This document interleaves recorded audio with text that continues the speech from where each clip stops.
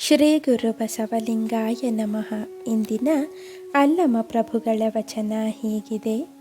ಹುಟ್ಟಿ ಕೆಟ್ಟಿತ್ತು ಭಾಗ, ಹುಟ್ಟದೆ ಕೆಟ್ಟಿತ್ತು ಭಾಗ, ಮುಟ್ಟಿ ಕೆಟ್ಟಿತ್ತು ಭಾಗ, ಮುಟ್ಟದೆ ಕೆಟ್ಟಿತ್ತು ಭಾಗ. ಇದೇನೋ ಇದೆಂತೋ ಅರಿಯಲೇಬಾರದು, ಇದೇನೋ ಇದೆಂತೋ ಎಂಬ ಕತ್ತಲೆ ಕಾಣಿರಯ್ಯ. ಇದೇನೋ ಇದೆಂತೋ ಎಂಬೆರಡು ಮಾತಿನ ನಡುವೆ ಉರಿ ಹತ್ತಿತ್ತು ಮೂರು ಲೋಕವ ಗುಹೇಶ್ವರ. ಈ ವಚನದ ಸಾರ ಹೀಗಿದೆ. ಲೋಕದ ಕೆಲವು ಜನರಲ್ಲಿ ಭಕ್ತಿ ಹುಟ್ಟುತ್ತದೆ, ಆದರೆ ಅದು ಸಕಾಮ ಭಕ್ತಿಯಾಗಿ ನಿಷ್ಫಲಗೊಳ್ಳುತ್ತದೆ.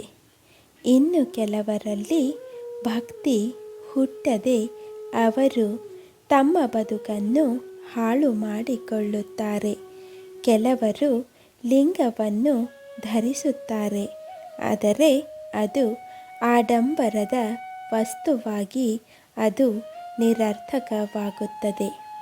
ಮತ್ತೆ ಕೆಲವರು ಲಿಂಗವನ್ನು ಧರಿಸದೆ ಸಂಸಾರದ ವ್ಯಾಮೋಹದಲ್ಲಿ ಬಿದ್ದು ಹಾಳಾಗುತ್ತಾರೆ.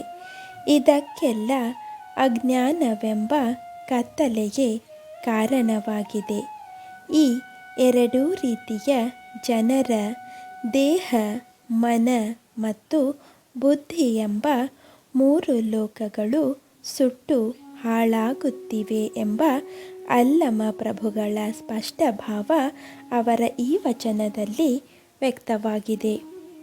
ಇಂದಿನ ಮಾತು: ಸಮರ್ಪಣಾ ಭಾವ ಮತ್ತು ಬದ್ಧತೆಯಿಂದ ಮಾಡಿದ ಯಾವುದೇ ಕೆಲಸವು ಕನಸನ್ನು ನನಸಾಗಿಸುತ್ತದೆ. ಹಾಗಾದಾಗ ಅಲ್ಲೊಂದು ಧನ್ಯತಾಭಾವವು ಮೂಡಿಬರುತ್ತದೆ.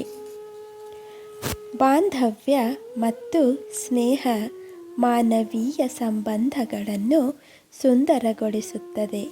ಇಂತಹ ಹಿತಕರ ಸಂಬಂಧಗಳನ್ನು ನಾವು ಕಾಪಾಡಿಕೊಳ್ಳಬೇಕು. ಶರಣು ಶರಣಾರ್ಥಿಗಳು.